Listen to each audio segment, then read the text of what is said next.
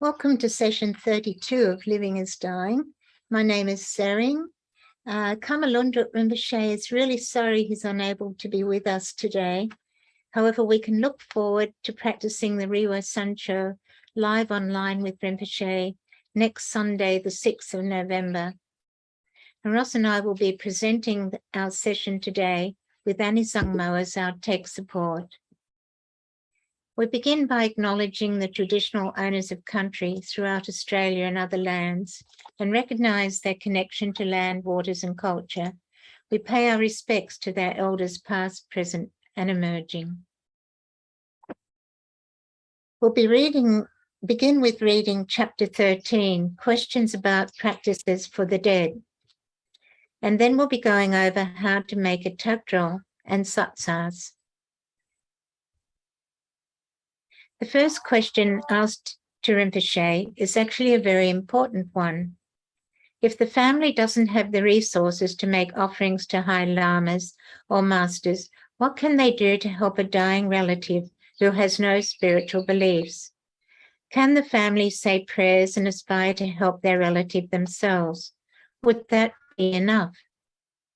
Yes, absolutely, says Rinpoche. All the family needs to do is to make sure that the name of the dead person is spoken into the ears of a good practitioner. There is no need to make big offerings or write fat checks or light candles or incense. No fees whatsoever are necessary. It is fundamentally wrong to charge a fee for any kind of compassionate activity. To do so would defeat the whole purpose. And there are many practices outlined in Living is Dying that cost nothing or very little that we can do for our loved ones. And we should feel really confident to do these practices, having Rinpoche's clear instructions in the book. Rinpoche goes on to say, at the same time, making offerings to the Buddhas, Bodhisattvas, monks and nuns generates merit. Making offerings may also help you feel confident that you really are accumulating merit and good deeds on behalf of your loved one. So if you can, by all means, make offerings and bear in mind that your offering doesn't have to be vast. The offering of a single flower petal in the dead person's name is enough, or a penny or a pebble, or you could buy dinner for a beggar. Traditionally, the Chinese offer joss paper, food and clothing, etc. the dead. Does this kind of offering help? It does, says Rinpoche, but obviously, whichever tradition you follow, do it properly. Offerings are far more effective when accompanied by the proper ritual. What makes a ritual proper? It's your motivation. Motivation is the key. The proper motivation for performing rituals for the dead is the heartfelt and sincere wish to free them from suffering. Without that motivation, burning $1 million worth of joss paper won't help. The Chinese have been burning joss paper for hundreds of years. It's one of the customs that provides the framework for a large part of their lives. Today, we can adapt this tradition and make it part of a Sur practice as outlined on page 141. And we can also refer to session 25 with Tagdrol on Sur offering. Traditionally, Tibetans burn barley flour, sampa, instead of joss paper, but it really doesn't matter what you burn, just as long as your motivation is pure and you believe that the offering has been received. If a burnt offering is made with the right motivation, the Bardo being will feel well nourished and fully sustained by it. I was visiting a friend's house recently and they were making a Sur offering of small pieces of bread toasted over the sung pot fire, and it smelt great. The smell of the toast in the morning, something many of us would be familiar with even as a Bardo being. As Rinpoche goes on to say, we're human beings are creatures of habit.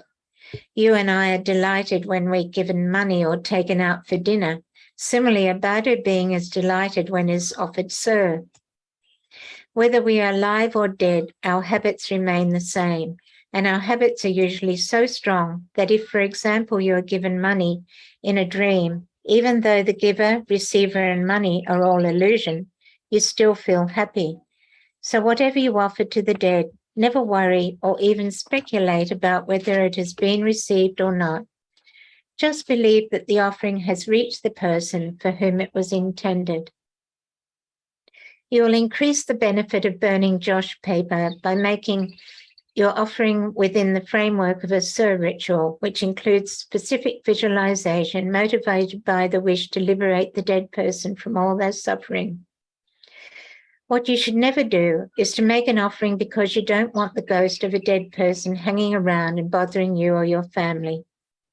The purpose of Sur is not merely to shoo away a Bardo being. So the next question is, how important is it to train in poor practice? And we've also covered this topic in previous sessions with Venerable Bo-Ray and Chakra. Rinpoche replies, poor practice is important, but always remember that the pillar or spine of Poa is devotion. Ideally, for Poa to work, the dying or dead person should have unwavering trust and belief in the method, and at the very least be familiar with the practice. For those who don't have this kind of trust, if the motivation of the person invited to perform the Poa ritual is based on bodhicitta, they obviously have devotion for the path of Poa, and their practice will help. Those with an enormous amount of merit will know a great master who can do Poa for them as they die. Best of all is to learn and practice Poa while you are alive and do it for yourself when you die. Poa isn't the only practice that helps after death. Any of the methods that appear in this book are of tremendous benefit. Merely showing the dying person a photo of the Buddha or reciting the names of the Buddha helps enormously, even once the person is dead. You could also show the dying person an image from their own culture that inspires a sense of love, compassion, and serenity, like the Virgin Mary. The next question, I want to help my dead partner, but find it hard to decide which of the recommended practices are essential and truly beneficial, and which are cultural and based in superstition. This is a difficult question to answer, says Rinpoche, because almost all rituals are influenced by national cultures and entangled in superstition. For example, people in Europe and America rarely greet each other by pressing their palms together in the Anjali mudra, whereas in India, the gesture is commonplace. However rich the teachings on the origin and purpose of this mudra, and however elaborate the philosophical interpretations, it can only ever be classified as an Indian cultural phenomenon. Once again, your motivation is of paramount importance. Buddhists are never content merely to offer temporary consolation or practical assistance. Help from a Buddhist perspective means helping sentient beings attain enlightenment. As long as you are motivated by bodhicitta, the wish to help the dying person become enlightened, it really doesn't matter what you do. For a Buddhist, the best of all possible philanthropic activities is to study and practice the Buddha Dharma. If for whatever reason that's not possible, you could make offerings to the Buddha Dharma and Sangha, or offer to do some voluntary work for an organization or charity that aims to spread the Buddha Dharma. Or you could make it possible for someone else to work for that organization. Or you could support a practitioner financially so they can study and practice. Or you could print prayer flags or pictures of the Buddhas. Again, there are many options to choose from. And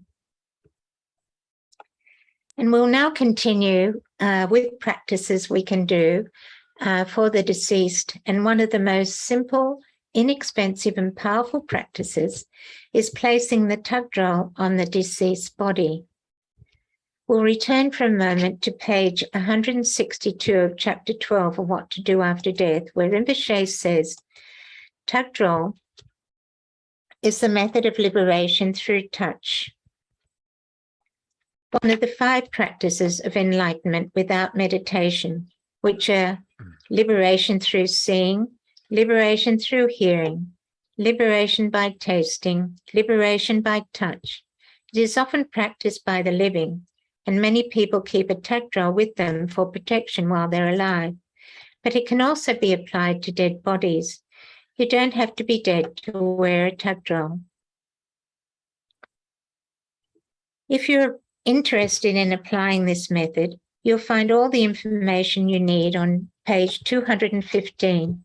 An image of a Tagdrol Chakra for you to photocopy and consecrate is on page 214. Placing a Tagdrol on a corpse works well if you have devotion for and genuine belief in the method, but even if the dead person didn't believe in it or was aggressively anti-spiritual, as long as the person who places the Tagdrol on the corpse is motivated by love, compassion, and bodhicitta, it will have a beneficial effect. And now we'll just show a couple of examples of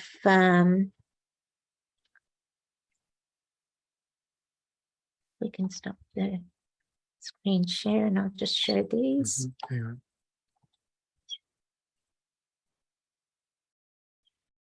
So we have a couple of examples here. This one has been quite well worn.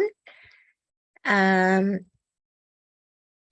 these are Tagdrols that are worn for protection by living beings. This one is a higher Griva one, and I think this one might be Vajrakalaya.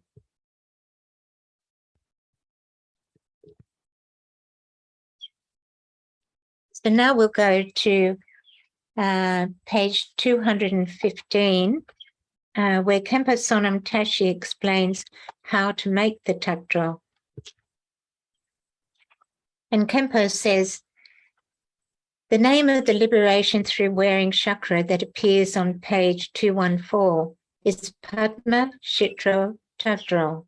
It is a treasure that was originally revealed by Turton Nima Sengye and then rediscovered by Pema Osak Dognak Lingpa, Jamyang Khyentse Wangpo. There are other chakras for placing on the deceased body, most common being the Bardo Tordol or Tibetan Book of the Dead. There's one that's included in that book, but this one is special to the Khyentse lineage, having the D symbol in the center and being a terma of Jamyang Khyentse Wangpo. Khenpo Sonam Tashi continues, whether the dead person was a Buddhist or not, if their family wants to help them by placing a Tagdrol on their corpse, they will need a Padma Shitro chakra. You can usually get a consecrated Tagdrol from a practicing Buddhist or a Buddhist Dharma center. Alternatively, you could photocopy the chakra and then consecrate it by following the instructions Khyentse Rinpoche gave in response to the question on page 217. Now, I'll just ask Ross to put the picture of the chakra up beside the text there so that we can see it. And while he's doing that, I'll just read the question that was asked of Rinpoche. Is it possible to consecrate the chakra without the help of a lama? And Rinpoche replied, if you can get a Tagdrol that's been blessed and consecrated by an accomplished qualified lama, please do. If not, ask a tantrika, a Vajrayana practitioner, to bless photocopies of the chakra by practicing a complete sadhana. And any sadhana will do. Sadhanas usually include a prayer to request that all the deities invoked through the practice remain in the practice supports. For example, Buddhist statues or paintings. That's when we say the mantra, Om Supratishta Vajraya Swaha, and we usually throw flower petals towards the shrine or the image. In this case, the tantrika should request that the deities remain in the photocopied chakras, which you could then use to make a Tagdrol. You can also throw flower petals or rice on the images as you say the mantra. And as Rinpoche suggests, it's good to keep some consecrated chakras in a substance box or clean place to be taken out when needed. So now we'll go back to the text we're screening. What page? Sorry, where we were back of the page. on the Padma Shitro.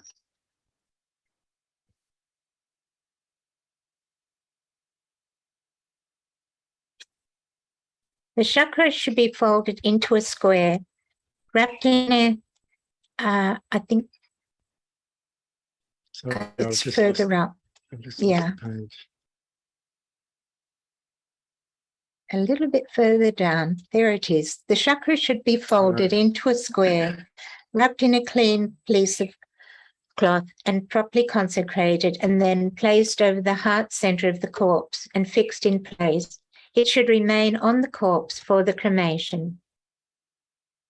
If there's no time or circumstances to wrap the folded chakra in cloth, it's fine just to place the paper chakra on the body. This kind of Tagdrol is not just for the dead. While you're alive, you can also wear it, either on the crown of your head or around your neck. The benefits of wearing a Tagdrol are that in this life, sickness, negative energies, and the defilements of bad actions are pacified, and lifespan, merit, prosperity, and wisdom are increased. And in the next life, you'll be reborn in Sukhavati, the Buddha field of Buddha Amitabha. Anyone who wears this Tagdrol will also benefit from liberation through touching, by which the seed of enlightenment is planted. There are also many other benefits. And then Rishi is asked, when a person dies, what should be done with the chakra they wore? So this refers to the chakra that a living person was wearing, and then they pass away. If the dead person was a yogi or a yogini, place the chakra at the heart center and burn it with the body. The dissolution of the elements will not be completely finished until 84 hours after death, during which time the dead person's consciousness will remain at the heart. This is why it's best not to move or burn the body for at least 84 hours after death, and why it's so important to do the practices that purify negative actions, introduce the peaceful and wrathful manifestations, sounds and lights in the bardo state, as none other than the projections of one's own mind, and to do pole practice, the transference of consciousness.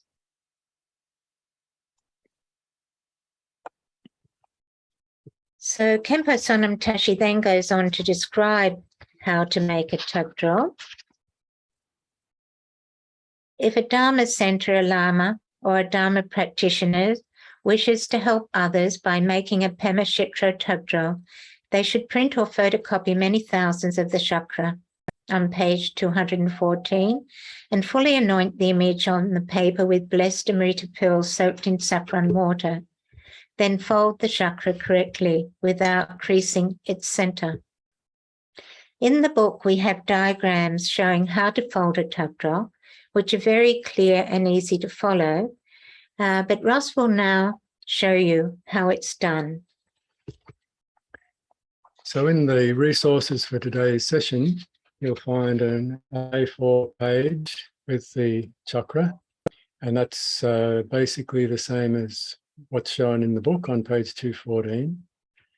And so we have to fold that, and it's easier to fold the image of the chakra if it's positioned correctly on the A4 sheet of paper and not having the chakra taking up the whole page.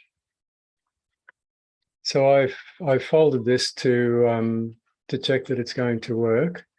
There's one line in the text which doesn't seem to be appropriate, but you can see one of the folds is by this side of the inner circle and the other one is by that side, and the same this fold and this fold, they're on close to the outside of the circle. So what I did was just line it up, put some marks for the folds, and I found that because you take up space when you fold it, I had to trim about a centimetre, maybe 8 millimetres or a centimetre off the top and the bottom so that it folded okay. And then the instructions to fold in from the right. So we do this fold first. We fold in from the right, and then the second fold like that. And then we fold in from the left, like 2 folds, and then fold like that. Now, the instruction in the book is to then fold from the top down. Sorry, in the diagrams is to fold from the top down. In the text, it says from the bottom up. And I think from the tradition of folding tankas and things, that it would be first from the bottom up. So we just follow the Khenpo's instruction. Khenpo's instruction. And then we fold down from the top. And then we end up with the Tagdrol folded. And you need to mark on the center of the Tagdrol the up, so that when you fold it, you can see where the up point is, so that it's always facing the right way. So you can do that before you start folding. So this is the center circle, and I've put a little arrow there to show the top. So then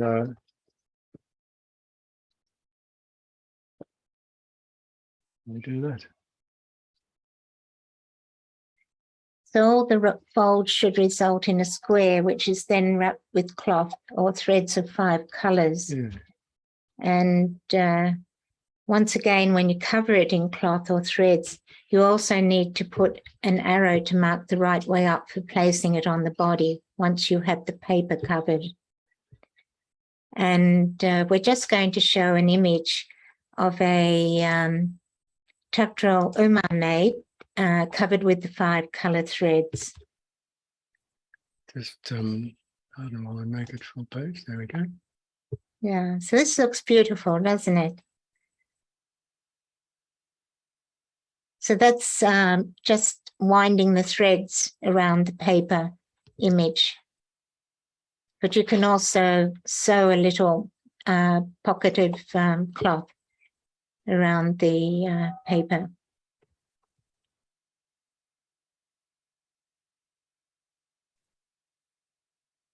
So now we'll go back to the book again. The satsa.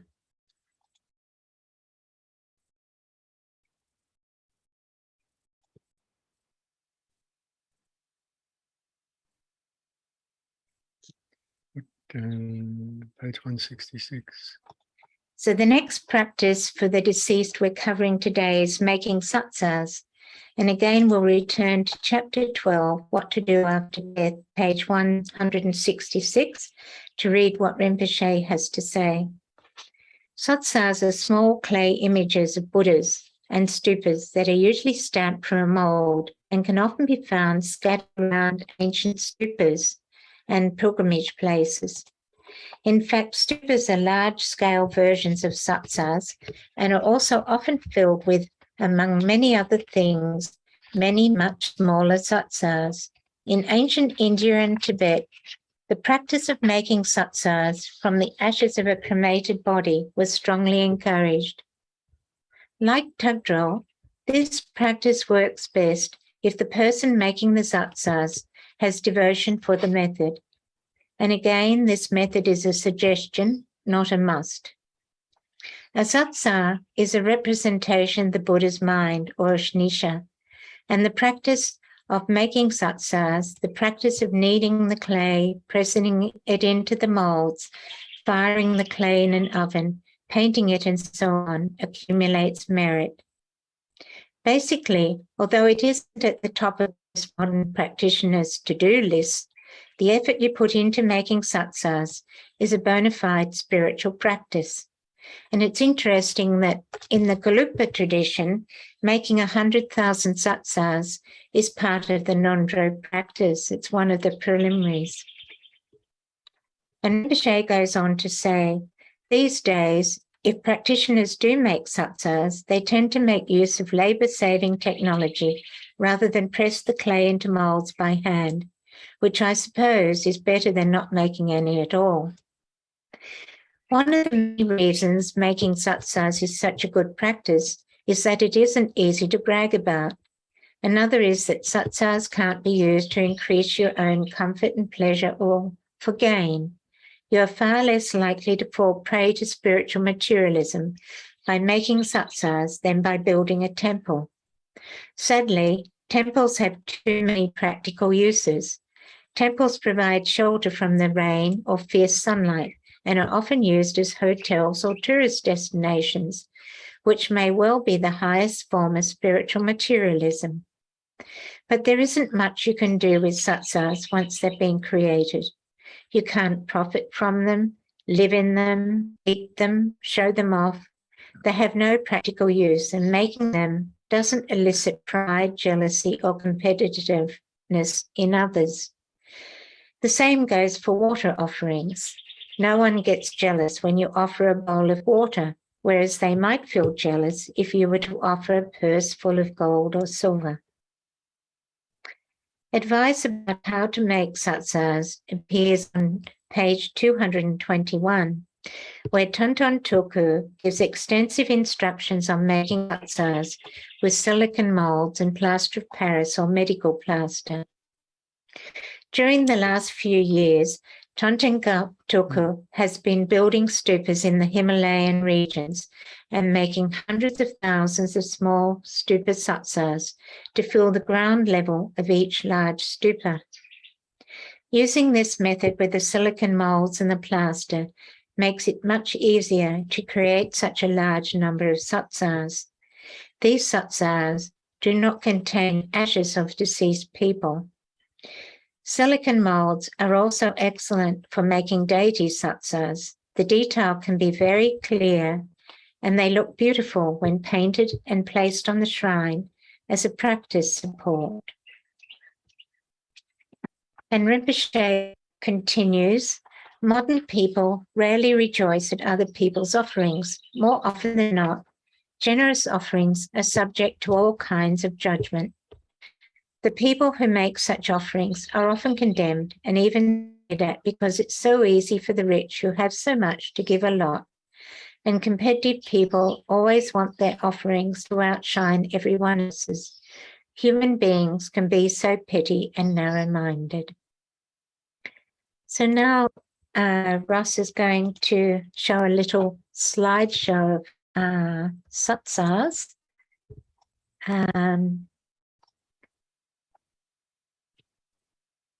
Many traditions and methods for making satsas have evolved over the centuries. However, for making satsas with deceased ashes, Ross and I are only familiar with making satsas from clay with a metal stupa mold. The stupa represents the enlightened mind and is therefore the most auspicious shape to use. There's a kind of joy and naturalness that comes with mixing the ashes of the loved one with the clay, like earth to earth, ashes to ashes, dust to dust. This is the most widely used method for satsas with ashes. And you could see in the photos Ross is showing how the satsas are then placed in holy or power places in nature. The steps we follow for making a clay satsa with a metal mold are similar to those outlined by Tonton Tulku on pages 221 to 227. The first step is to obtain a mold, like you can see here in the image. And it's amazing how these molds are created with such beautiful detail. Both silicon and metal molds can be obtained online through Dharma supply shops. And there are wonderful instructions by Dujam Rinpoche entitled Mountains of Merit on practices for purifying the bones or ashes and making satsa earth molds to benefit the deceased. This is available for free download from Light of Bharatsana, translated and offered by John Ross. The link to this text will be included in resources for this session. And if Kirsten has time, she might even be able to pop it in the chat box later on in the session. But for now, we're going to, Kirsten is going to show us some silicon molds.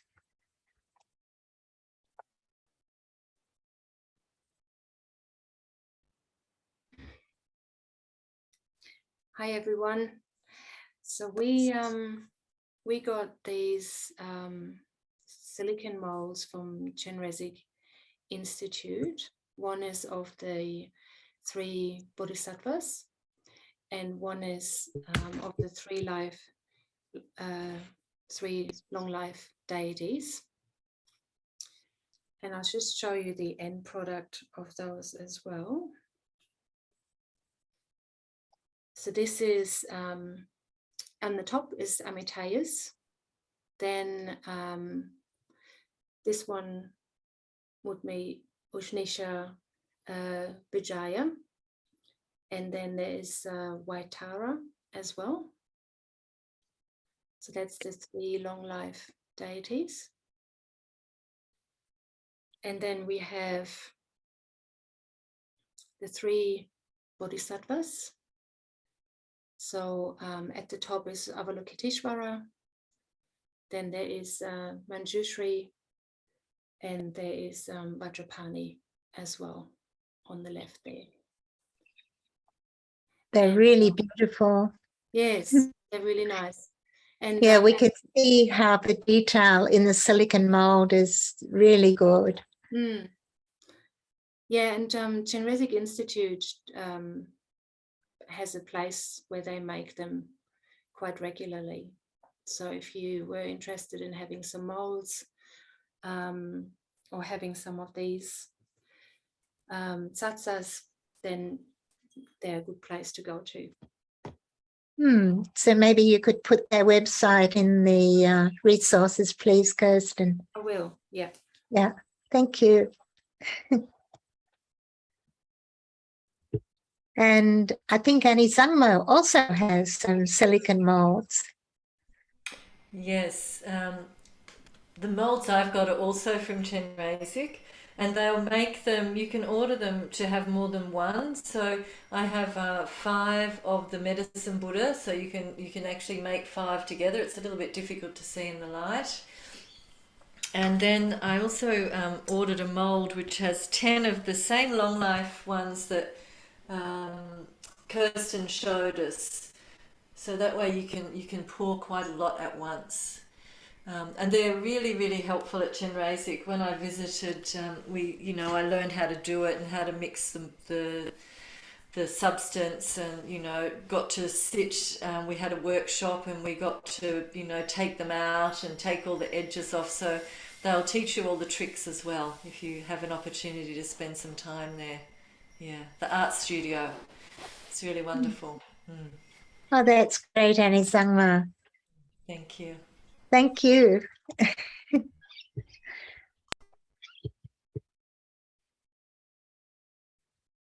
So the next step in Tonton Tukula's explanation is making the mantra roll that goes inside the satsa.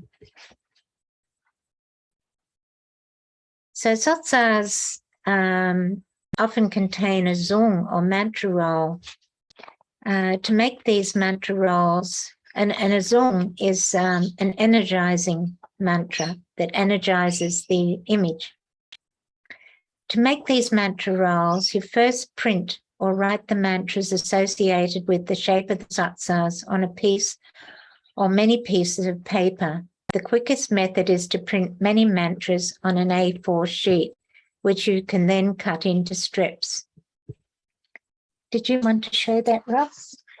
Yeah, in Mountains of Merit, they include these A4 sheets of mantras, and you can just pick the size that you want. You can cut off the mantra like that, and then typically they're rolled on a stick of incense. Traditionally, it would have been a juniper twig, but not easy to get. and they're rolled from the head of the mantra, from the start of the mantra. And just to show you, I don't know how this will go on the camera. But, so we're keeping the mantra on the inside surface. So we roll it around, but then it has to be made tight around the incense, and you do that by putting it in your hand and rolling it like that, and it makes the mantra roll around the incense very tight, and then you this is called roll your own. And so then you stick the bottom, the last piece, you put a bit of paper glue and stick that down. And you must remember to do, when you're sticking it down, is to mark the top of the roll, the top of the mantras, the right way up. And that's done with red texter, red pen, red pencil. Or red paint. And then they're wrapped in a piece of yellow cloth, and that's rolled on and stuck with the paper glue again. And again, you can see the red mark, so we know that goes up that way in the satsa. Okay, so that's an idea of how that's done. So if you're making a satsa of Tara, for example, or the 3 long life deities, you would print Tara mantras to roll and place inside the satsa, or the mantras of Amitayas and Ushnisha Vijaya and White Tara.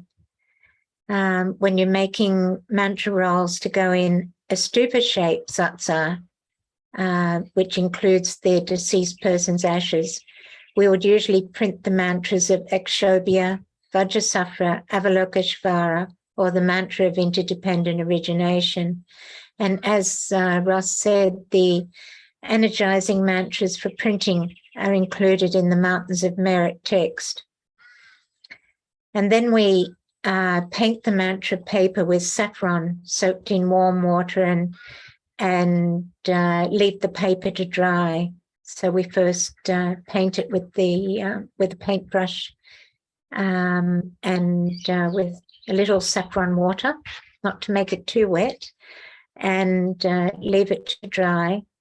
And we have to make sure that each individual mantra will be small enough to fit inside the satsa mold you're using, like to suit the size of the mold. Like, for example, Ross has a large satsa mold here, and that would take the roll about that size, to go in that one. Whereas if you're using a smaller one, you would only need a very small roll of paper. And as Ross said, we need to roll the paper tightly and mark the end, that's the top of the mantras. So when you insert it, the mantras will be standing upright, up the right way.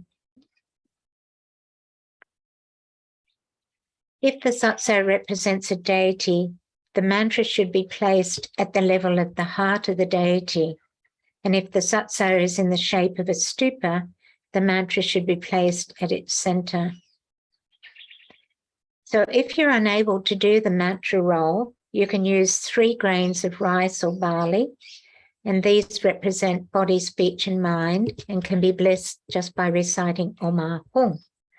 So, as always in the Vajrayana, there's always different alternatives of how to do things, and we don't have to feel that we can't do it because we can't do mantra rolls or, things like that. We can still make satsas and put 3 grains of rice in. So next we gather the materials and the tools, and we've found that air-dried terracotta clay seems to work quite well, and it doesn't need to be fired. It'll just dry naturally.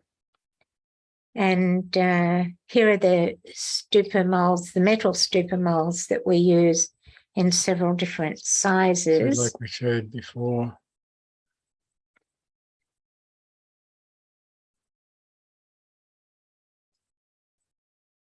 So first we begin by mixing the ashes of the deceased with the clay. And as you're doing that, it's also good to add a little saffron water with soap dootsie pills, which Tukula mentions in his instructions for making satsas with silicon molds. And you may like to paint the satsas after they've dried. This clay satsa was made in the year 2000 and has been outdoors undercover and is still in good condition. We recommend using acrylic paint for painting the satsas because it's water soluble and easy to use. Sometimes people paint the satsas in the 5 colours of the 5 Buddha families, and that looks quite nice. Once the tools and ingredients have been gathered, the satsa making process can begin. And if you wish, you can recite mantras as you work. For example, Vajrasattva's 100-syllable mantra. In Mountains of Merit, Dujin Rinpoche gives specific practices or mantras for each step of the satsa making process. So that's really clearly set out in that text. First, make sure the inside surface of the satsa mold is clean.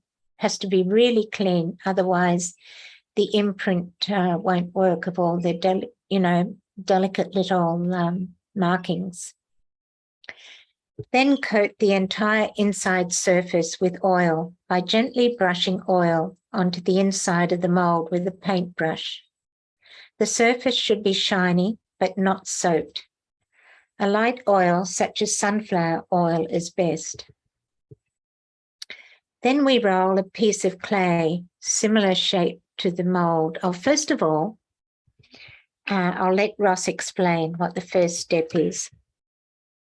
Once you have your clay and you've mixed the ashes with it, if you're going to make a number of satsas in one session, then decide on a suitable amount. You can make a first trial run, establish a suitable amount of clay for the satsa, and measure out how many that you're going to make that day, the same either by weight or by size. Probably by weight is easy nowadays with a digital electronic kitchen scale, so that you get whatever number you're going to make all the same.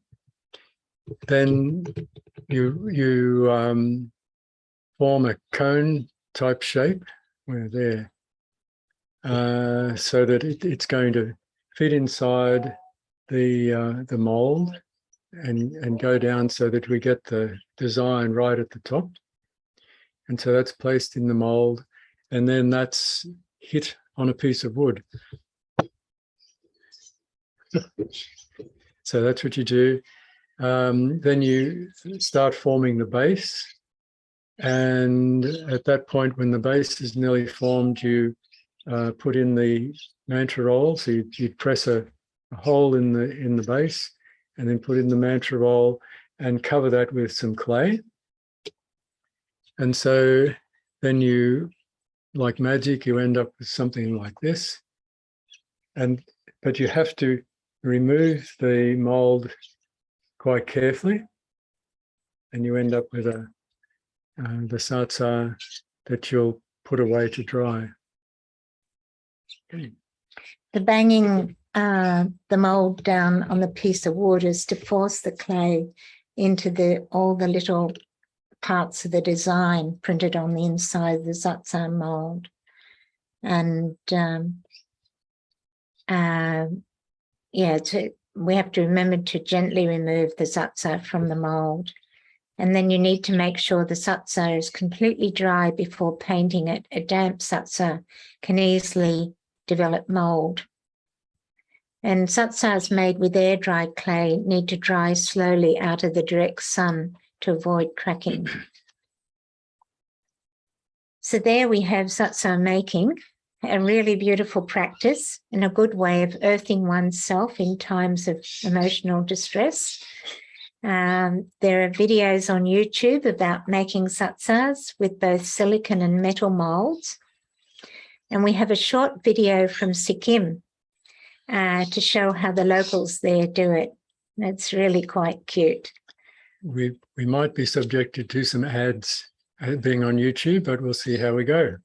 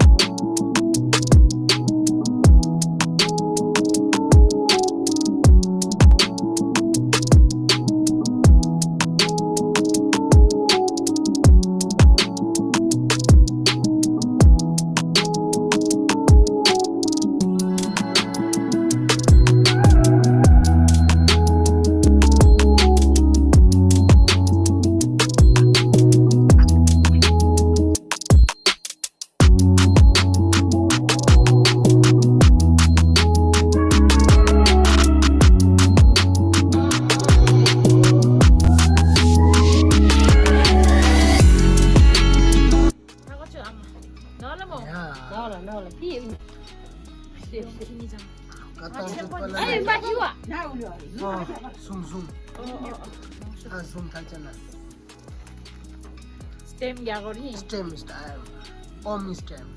자자우스 디 풍초죠 그러셔. 나랑. 만나냐. Gadangi choni sokto choti. Ya nongta onta. Ya machimila migo matosa. To zanteni. Nale kuma to sani. Ya chotla no malona. 가보자. Stem. Om. 댄 돌피. Bakti thola. Ekujut pala.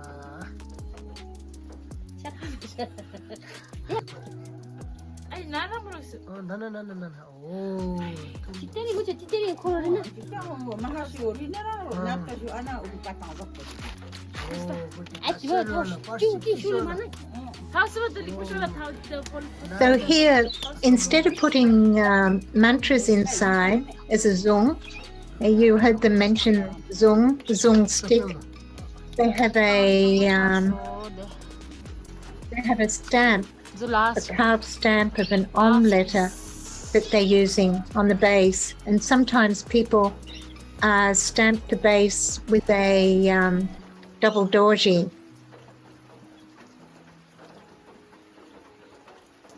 And that's instead of putting the rice grains or the mantras inside. So there are many different ways of doing it. And you can see how they're using some water on their fingers to smooth the clay and make the base really nice shape.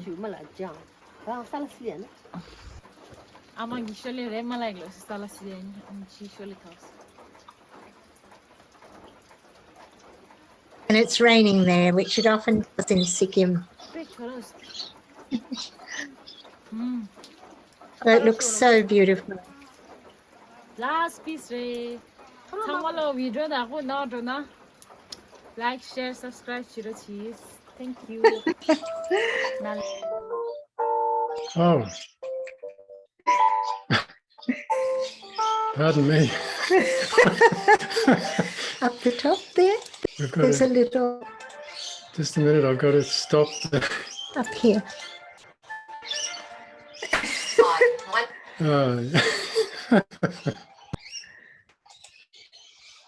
Okay. Stop the next YouTube. Okay, so are there any questions about today's session? You can either write in the chat box or raise your hand to ask a question, and any Zangmo will check the chat box and let us know if there's any questions in there. So, Tsering, can you also remind me what it was that you asked Kirsten to share? Was it the link with Chenrezig Institute, or was it something else? No, it was the link to the text, Dujin Rinpoche's text. I think Ross sent it to her for the. I sent the actual PDF of the Mountains of Merit, so that will be available in resources. Oh, we don't have great. the. Okay. No. It's just people can download it themselves on a Light of Veritana, the translation committee. They'll find it there in their resources too. Right, thank you. And the Tagdrol print from the book that people are using, does it matter whether it's black or white or red as it's presented in the book? It doesn't matter. I think the one that I've that will be in the resources, I made it red from the black. But either one, people could use the one, photocopy the one in the book and fold that, or they can use the red one. And also, if it's a bit beyond you to print them out and fold them, then you can make just the one Tagdrol. That's the one with a D. And in this case, I've put it in laminated. So then, like if that's placed on a person that's perhaps in the process of dying, and the body is to be washed and moved and things, then it's still protected, and we can still encourage the nurses to put it back when they've finished without damaging it. That's a great idea, thank you. There's a question just going back to Poa, and then I'll go on to more questions about the Sasas and Tagdrol. At what point in the dying process do you do Poa? I think you should ask that of someone who's more experienced in Poa. I think it's at the time, I think Rinpoche might have mentioned it, and Chadit Khandre would have definitely mentioned it. I think it's at the time when the breathing stops, as soon as the breathing stops. Thank you. Please consult, Alama on that. Maybe we'll have the opportunity to ask Kamalundot Rinpoche next week. Yes, that would be an excellent question to ask Kamalundot. Yeah. Great. There is another question. So someone has made the comment, I didn't realise, will any Dharma square wrapped in thread cloth have a Tagdrol inside? It probably will, especially the square shape, and like this. It probably will have a Tagdrol, and it could be a protection Tagdrol like this one, like I said, is higher Griva, or it could be the one for the deceased. It's probably more likely to be a protection image that's inside, but it's very likely to be a Tagdrol. Thank you. And another question, did I hear you say that we need to make thousands of copies? That was Khenpo's right. Khenpo Sonam Tashi being very enthusiastic. No, we don't need to at all. That was some advice for Dharma centers. And as Khenpo Sonam Tashi spends a lot of time in Asia, where the Sangha are a lot more in number than what our Sangha are, perhaps that's what he was encouraging. But no, we don't need to. It would be good to have just a few on hand, because you can also use them for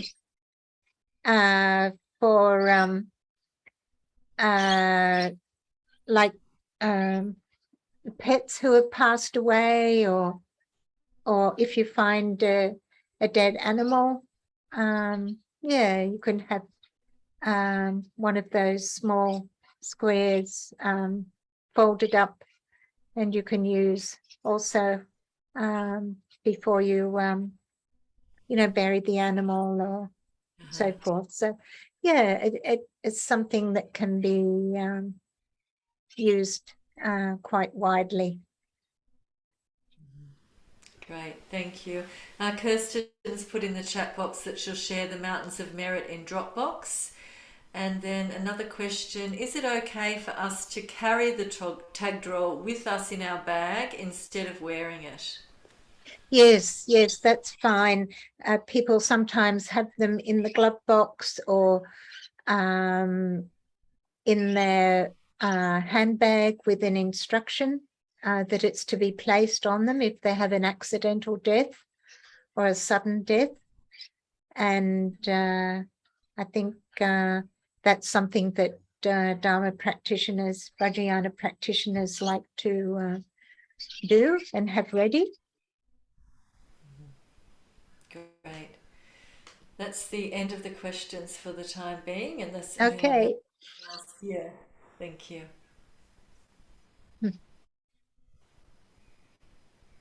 I hope Sorry, Tsering, I just wanted to say I couldn't put the PDF on here on the chat box, so I'll right. do it through Dropbox. Yeah, I didn't realize that Ross hadn't sent you the link. Yeah. No, I do have the. All right. Well, okay. No, that's completely my. Anyway, I'll put it into Dropbox.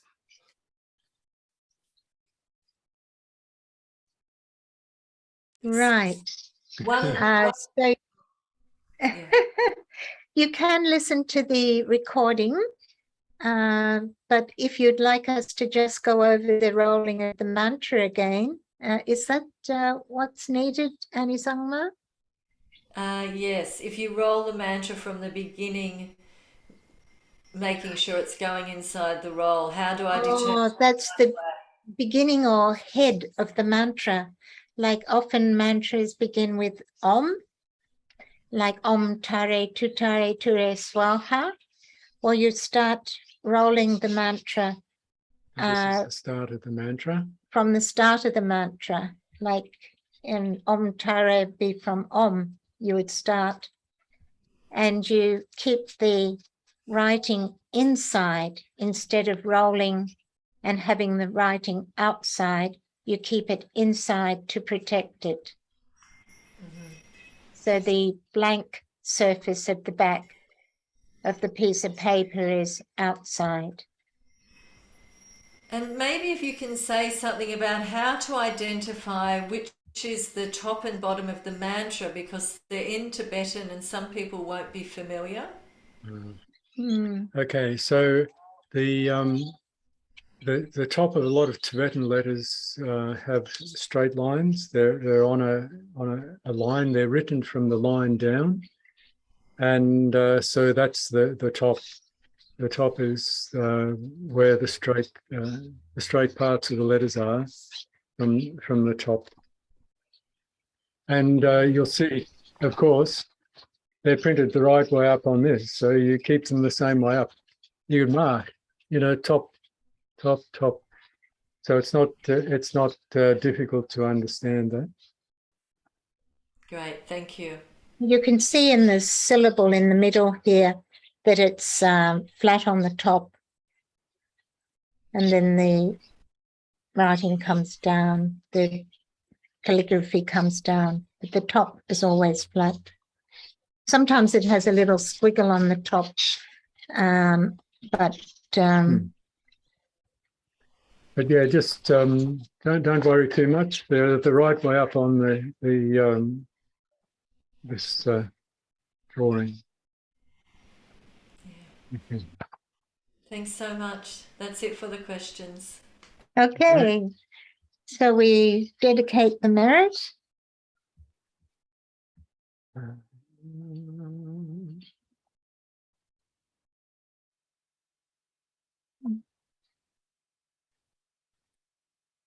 This virtuous accumulation of merit we offer, so that all obstacles dissolve, and at the time of our death, each of us may find ease in dying, and swift rebirth in the pure land of great bliss, quickly gaining enlightenment for the benefit of all sentient beings.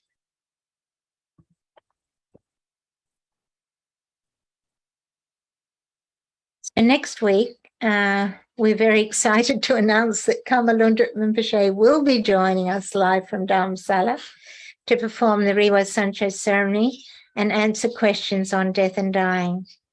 So Rinpoche has been held in high esteem as a funeral master in the Tibetan community for many years, as well as being generously available to do pujas for Western Sangha and friends who have passed away. So this is a rare opportunity to ask Karma Rinpoche questions you may have around preparation for before or after death. So please have your questions ready. And I think Rinpoche is also going to give a couple of lungs for a Sur practice, and also the short Gesa offering. So if you have any other requests, it would be good to forward them to me ahead of time, tsering@siddharthasintent.org. Okay, so have a good week, and we'll see you next week. Okay, thank you. Thank you. Thank you, everyone. Thank you.